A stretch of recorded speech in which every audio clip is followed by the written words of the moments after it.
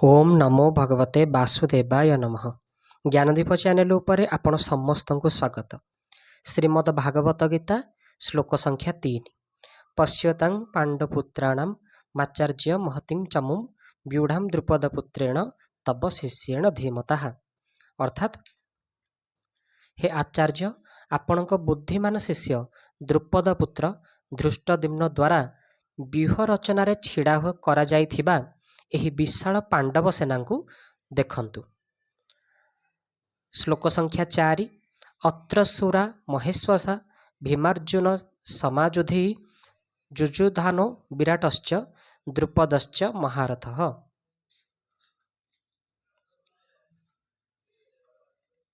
धृष्टकेतुश्चकितानं काशीराजश्च वीर्यवान् पुरु जिकृतिभोजश्च शैवश्च नरपुंगवः युधामनुश्च विक्रान्तः उत्तमौजाश्च वीर्यवान् सुभद्रौ द्रौपदेयाश्च सर्व एव महारथाः। अर्थात एठारे पांडवंक सेनारे बड़ बड़ सुरवीर अछंती, सेमानंकर बड़ बड़ धनु अछि, सेमाने युद्ध करिबारे भीम अर्जुनंकर समकक्ष सेमानंक मध्यरे जुजुधान, सात्यकी, राजा विराट, महारथी द्रुपद, धृष्टकेतु, चेकितान ओ पराक्रमी काशीराज मध्य अछंती। पुरोजित ओ कुंतीभोज ए दुई भाई तथा नरश्रेष्ठ शैव मध्य अछंती। पराक्रमी योद्धामन्यु ओ उत्तर मौजा मध्य अछंती। सुभद्रा पुत्र अभिमन्यु ओ द्रौपदींकर 5 पुत्र मध्य अछंती। ए समस्त हेउछंती महारथी। श्लोक संख्या 7। अस्माकं तु विशिष्टा जे तार्निबोध द्विजोत्तमः नायका मम सैन्यस्य संज्ञार्थं तान ब्रवीमते।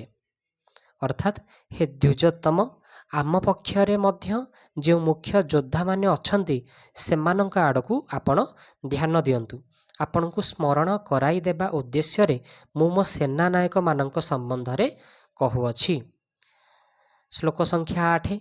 भवान् भीष्मश्च कर्णश्च कृपश्च सीमिताञ्जयः अश्वत्थामा विकर्णश्च सौमदत्तिस्तथैव च। अर्थात आम सैन्यबाहिनी रे आपण द्रोणाचार्य, पितामह भीष्म, कर्ण और संग्राम विजयी कृपाचार्य मध्य अछंती। सेहीपरि अश्वत्थामा, विकर्ण और सोमदत्त पुत्र भूरिश्रवा मध्य अछंती। श्लोक संख्या 9। अन्ये च बहवः सुराः मदर्थे त्यक्त जीविताः नाना शस्त्र प्रहारणाः सर्वे युद्ध विशारदाः। अर्थात एमानंक व्यतीत आहुरी मध्य अनेक सुरवीर अछंती जो माने मो पाई निज जीवनर आशा मध्य छाड़ी देइछंती एवं सेमाने समस्ते अनेक प्रकार अस्त्र शस्त्र को चलाइबारे सक्षम और युद्ध कलारे मध्य अत्यंत निपुण। श्लोक संख्या 10। अपर्याप्तं तदस्माकं बलं भीष्माभिरक्षितं पर्याप्तं त्विदमेतख्यां बलं भीमाभिरक्षितम्। अर्थात द्रोणाचार्य नीरव रहुथिबा देखि दुर्योधन भाविले जे प्रकृतरे आमर सही सेना पांडवंक उपरे विजय लाभ करिबारे अपर्याप्त, असमर्थ, कारण ताहार संरक्षक हेउछंती उभय पक्षर समर्थक भीष्म। मात्र एई पांडवंक सेना आम उपरे विजय लाभ करिबारे पर्याप्त, समर्थ, कारण एहार संरक्षक निज सेनार समर्थक भीमसेन। एबे विशेष कथन। अर्जुन कौरव सेना को देखि काहारी पाखकु न जाई हाथ धनु उठाइले। गीतार श्लोक संख्या 1 ठू श्लोक संख्या 20। किंतु दुर्योधन पांडव सेना को देखि द्रोणाचार्य पाखकु गले एवं तांकु व्यूह रचनायुक्त पांडव सेना को देखिया पई कहिले। एथिरु एई कथा प्रमाणित हेउछि जे दुर्योधन हृदय रे भय थिला। भितरे भय थिबा सत्वे से चतुरतार सह द्रोणाचार्य को प्रसन्न करबाकू चाहुछंती, तांकू पांडवंक विरुद्ध रे प्रवर्ताइबा पई चाहुछंती।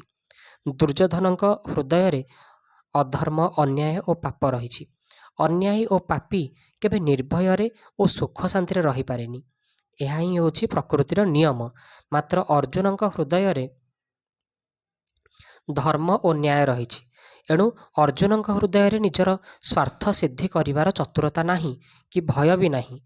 ହେଲେ ଉତ୍ସାହ ଓ ବୀରତ୍ୱ ଅଛି। ସେଥିପାଇଁ ତ ସେ ବୀରତ୍ୱ ସହକାରେ ସେନା ନିରୀକ୍ଷଣ କରିବା ପାଇଁ ଭଗବାନଙ୍କୁ ଆଜ୍ଞା ଦେଉଛନ୍ତି। ହେ ଅଚ୍ୟୁତ, ଦୁଇ ସେନାଙ୍କ ମଧ୍ୟରେ ମୋ ରଥକୁ ନେଇ ଠିଆ କରନ୍ତୁ। ତାତ୍ପର୍ଯ୍ୟ ହେଲା, ଯାହାର ଅନ୍ତରରେ ନାଶବାନ ଧନ ସମ୍ପତ୍ତି ଇତ୍ୟାଦିର ଆଦର ଥାଏ ଏବଂ ଅଧର୍ମ, ଅନ୍ୟାୟ ଓ ଦୁର୍ଭାବନା ଥାଏ, ତାଠାରେ ବାସ୍ତବିକ ବଳ ନଥାଏ। ସେ ଭିତରେ ଫମ୍ପା, ଆଦୌ ନିର୍ଭୟ ନୁହେଁ। ମାତ୍ର ଯାହା ହୃଦୟରେ ଧର୍ମ ଅଛି, ସ୍ୱଧର୍ମ ପାଳନର ଓ ଭଗବାନଙ୍କ ପ୍ରତି ଆଶ୍ରୟ ରହିଛି, ସେ କେବେ ଭୟଭୀତ ହୁଏ ନାହିଁ। ତାହାର ବଳ ବାସ୍ତବ, ସେ ସର୍ବଦା ନିଶ୍ଚିନ୍ତ ଓ ନିର୍ଭୟ ରହେ। ଅତଏବ ଆତ୍ମକଲ୍ୟାଣ ଚାହୁଁଥିବା ସାଧକ ଅଧର୍ମ, ଅନ୍ୟାୟ ଆଦି ସର୍ବଥା ତ୍ୟାଗ କରିଦେବା ଉଚିତ। ଏହା ହିଁ ଏକମାତ୍ର ଭଗବାନଙ୍କର ଆଶ୍ରୟ ନେଇ ଭଗବତ ପ୍ରୀତ୍ୟାର୍ଥେ ସ୍ୱଧର୍ମ ପାଳନ କରିବା ଉଚିତ।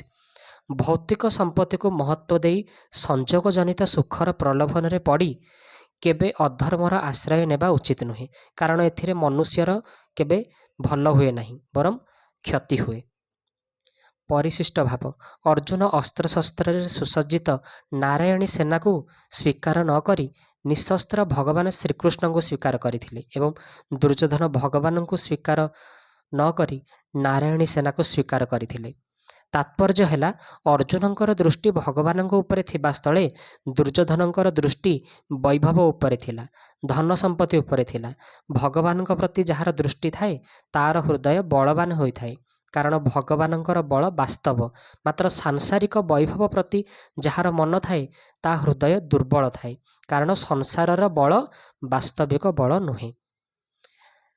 ଏବେ ଦୁର୍ଯ୍ୟୋଧନ ପିତାମହ ଭୀଷ୍ମଙ୍କୁ ପ୍ରସନ୍ନ କରିବା ପାଇଁ ନିଜ ସେନାର ସମସ୍ତ ମହାରଥୀମାନଙ୍କୁ କହୁଛନ୍ତି। ଶ୍ଲୋକ ସଂଖ୍ୟା 11। ଅୟନେଷୁ ଚ ସର୍ବେଷୁ ଯଥାଭାଗମବ୍ୟବସ୍ଥିତାଃ ଭୀଷ୍ମମେବାଭିରକ୍ଷ୍ୟନ୍ତୁ ଭବନ୍ତଃ ସର୍ବ ଏବ ହି। ଅର୍ଥାତ୍ ଦୁର୍ଯ୍ୟୋଧନ ବାହ୍ୟ ମନରେ ନିଜ ସେନାର ମହାରଥୀମାନଙ୍କୁ କହିଲେ, ଆପଣମାନେ ସମସ୍ତେ ବ୍ୟୁହର ସମସ୍ତ ପ୍ରବେଶ ଦ୍ୱାରରେ ନିଜ ନିଜ ସ୍ଥାନରେ ଦୃଢ଼ ଭାବରେ ଅବସ୍ଥିତ ହୋଇ ନିଶ୍ଚିନ୍ତ ରୂପେ ପିତାମହ ଭୀଷ୍ମଙ୍କୁ ଚତୁର୍ଦିଗରୁ ରକ୍ଷା କରନ୍ତୁ। ଏବେ ଦ୍ରୋଣାଚାର୍ଯ୍ୟ ନୀରବତା ଯୋଗୁଁ ଦୁର୍ଯ୍ୟୋଧନଙ୍କର ମାନସିକ ଉତ୍ସାହ ଭଙ୍ଗ ହେବା ଦେଖି ତାଙ୍କୁ ପ୍ରସନ୍ନ କରିବା ଉଦ୍ଦେଶ୍ୟରେ ଭୀଷ୍ମ ଯେଉଁ ସ୍ନେହ ସୌହାର୍ଦ୍ଦ୍ୟ ଜଣାଇଲେ, ତାହା ପରବର୍ତ୍ତୀ ଶ୍ଲୋକରେ ଶୁଣନ୍ତୁ। ଶ୍ଲୋକ ସଂଖ୍ୟା 12। ତସ୍ୟ ସଞ୍ଜନ ହର୍ଷଂ କୁରୁ ବୃଦ୍ଧଃ ପିତାମହ ସିଂହନାଦ ବିନୋଦ୍ୟଚୈ ଶଙ୍ଖଂ ଦୌମ୍ୟ ପ୍ରତାପବାନ। ଅର୍ଥାତ୍ ଦୁର୍ଯ୍ୟୋଧନଙ୍କ ହୃଦୟରେ ହର୍ଷଜାତ କରି ପ୍ରଭାବଶାଳୀ କୁରୁବୃଦ୍ଧ ପିତାମହ ଭୀଷ୍ମ ସିଂହ ପରି ଗର୍ଜନ କରି ଉଚ୍ଚ ସ୍ୱରରେ ଶଙ୍ଖ ବଜାଇଲେ। ପିତାମହ ଭୀଷ୍ମଙ୍କ ଶଙ୍ଖ ବାଦନର ପରିଣାମ କ'ଣ ହେଲା, ତାହା ସଞ୍ଜୟ ନିମ୍ନ ଶ୍ଲୋକରେ କହୁଛନ୍ତି। ଶ୍ଲୋକ ସଂଖ୍ୟା 13। ତତଃ ଶଙ୍ଖାଶ୍ଚ ଭୈର୍ଯ୍ୟଶ୍ଚ ପଣବାନକ ଗୋମୁଖାଃ ସହସୈବାଭୈ ହନ୍ୟନ୍ତ ସୋଶବ୍ଦ ସୁମୂଳୋଦ୍ଭବତ୍। ଅର୍ଥାତ୍ ତାପରେ ଶଙ୍ଖ, ଭେରୀ, ନାଗରା, ଢୋଲ, ମୃଦଙ୍ଗ, ଶିଙ୍ଗା ଇତ୍ୟାଦି ବାଦ୍ୟ ଏକସଙ୍ଗେ ବାଜି ଉଠିଲା। ସେଗୁଡ଼ିକ ସେହି ଶବ୍ଦ ଅତି ଭୟଙ୍କର ଥିଲା। ଏହି ଅଧ୍ୟାୟରେ ଆରମ୍ଭରେ ଧୃତରାଷ୍ଟ୍ର ସଞ୍ଜୟଙ୍କୁ ପଚାରିଥିଲେ ଯେ ଯୁଦ୍ଧକ୍ଷେତ୍ରରେ ମୋର ଓ ପାଣ୍ଡୁଙ୍କର ପୁତ୍ରମାନେ କ'ଣ କଲେ।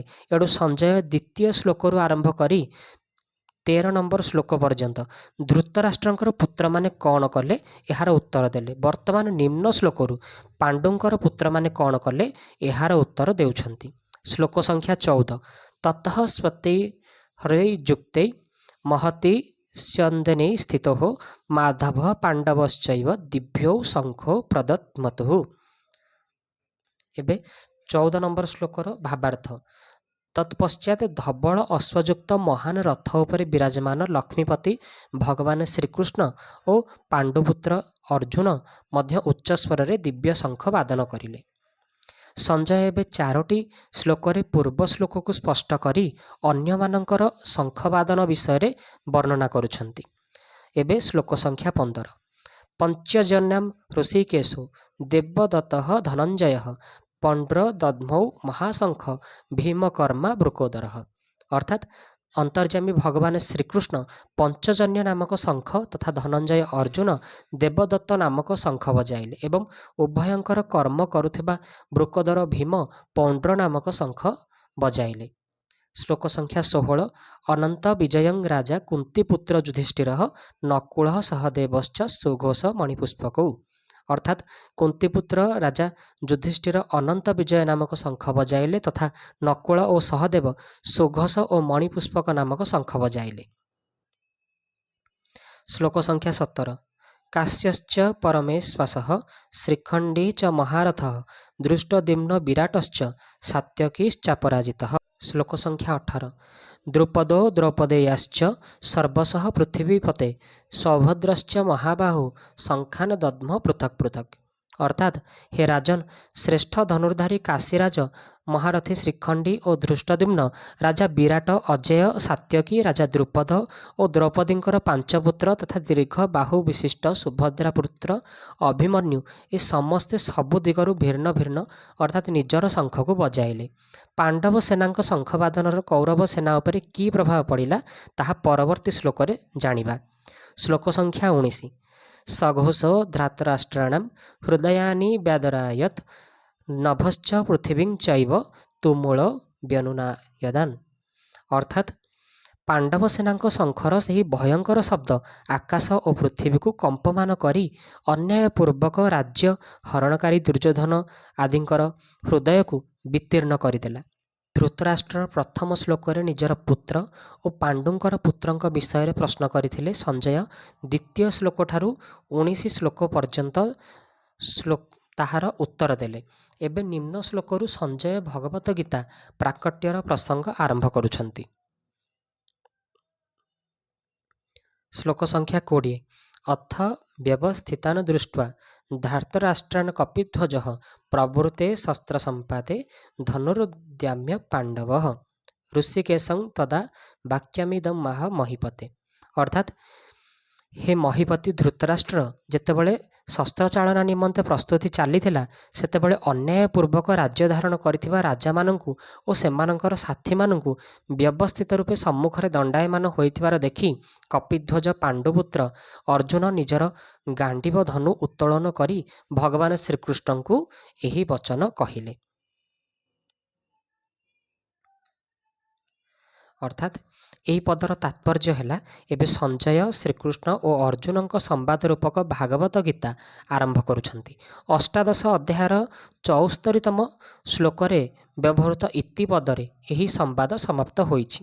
ସେହିପରି ଦ୍ୱିତୀୟ ଅଧ୍ୟାୟର 11 ଶ୍ଲୋକରୁ ଭଗବତ ଗୀତାର ଉପଦେଶ ଆରମ୍ଭ ହୋଇଛି ଏବଂ ଅଷ୍ଟାଦଶ ଅଧ୍ୟାୟର 66ତମ ଶ୍ଲୋକରେ ତାହା ସମାପ୍ତ ହୋଇଛି।